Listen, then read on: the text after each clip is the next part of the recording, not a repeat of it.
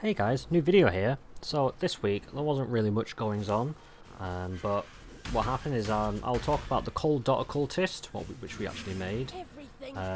But I primarily want to focus this video on somewhat of a Syndicate guide of how to set up what I'll call the perfect board. So if you want to skip ahead to that, I'll put a timestamp in the description of when that guide begins.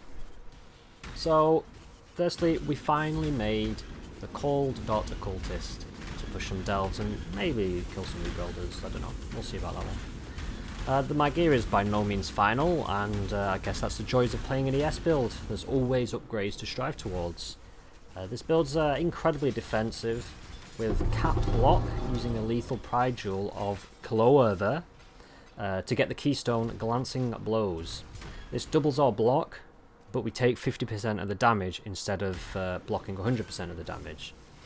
Then, combined with the Enfeeble, Fortify, and the shield mod where we recover 5% of our energy shield on block, we never really notice any of the damage which does come through from the blocks.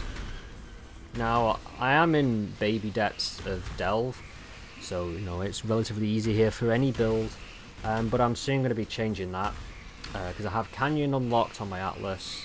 So ready to juice them up to do some sulfite rotors, and hopefully I'm going to go push down some delve. So that's what this week's going to be. It's going to be about pushing delve and hopefully seeing how far we can get with that.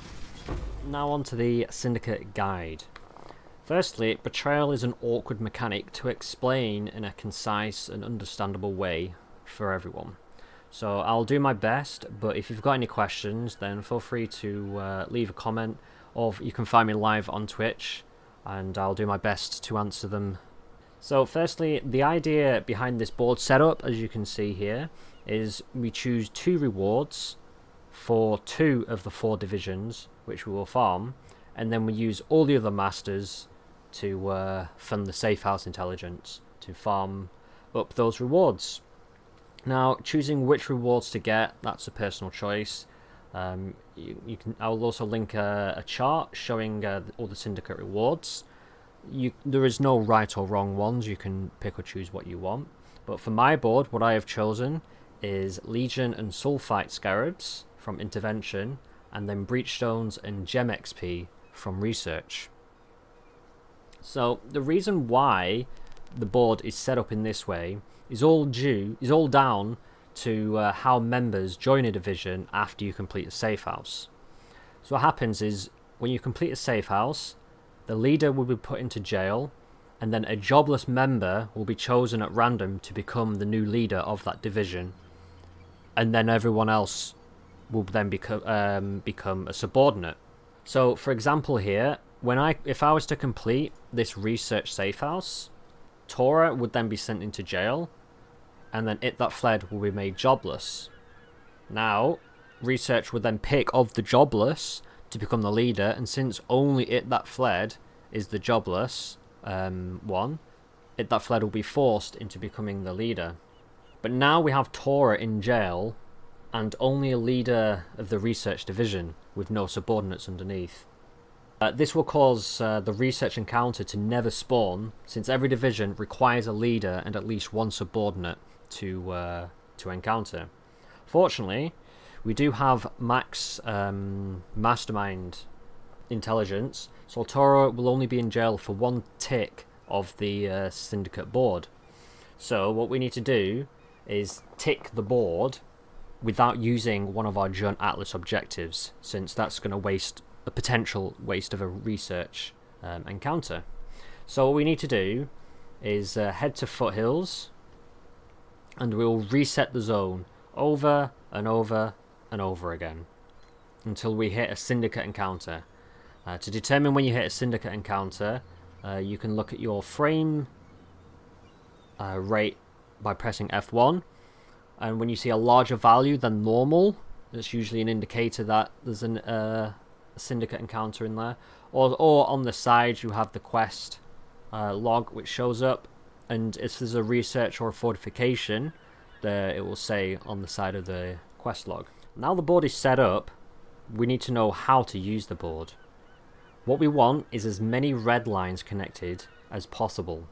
Red lines are rivalry lines and will cause more members who are connected to appear in each encounter. The rank up option will also be available almost always, as long as the members left alive are the ones connected by a red line. We will always prioritise ranking up the 4 members we need over the others. Now, the leader of the division is a rarer encounter, and so levelling them up can be a bit tricky.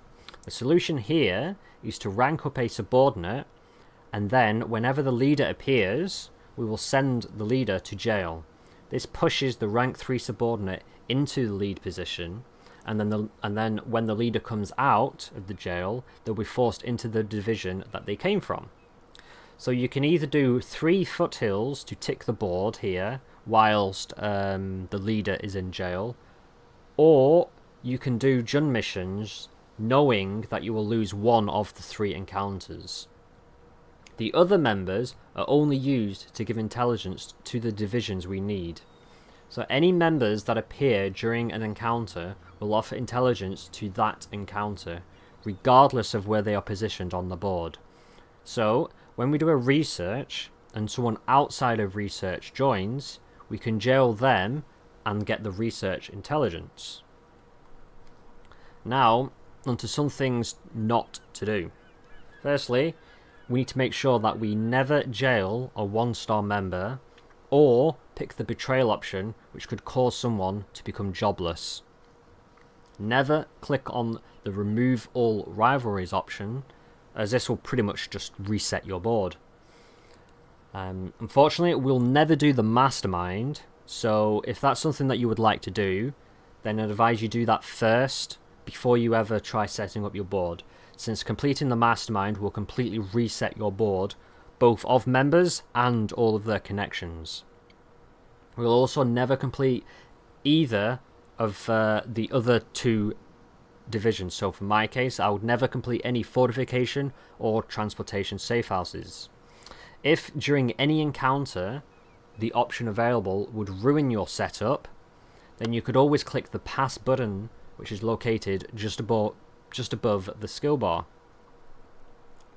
So I hope that's helpful and you understanding. Again, feel free to ask any questions or find me live on stream and you can ask me there. So yeah, thanks for watching. Bye bye.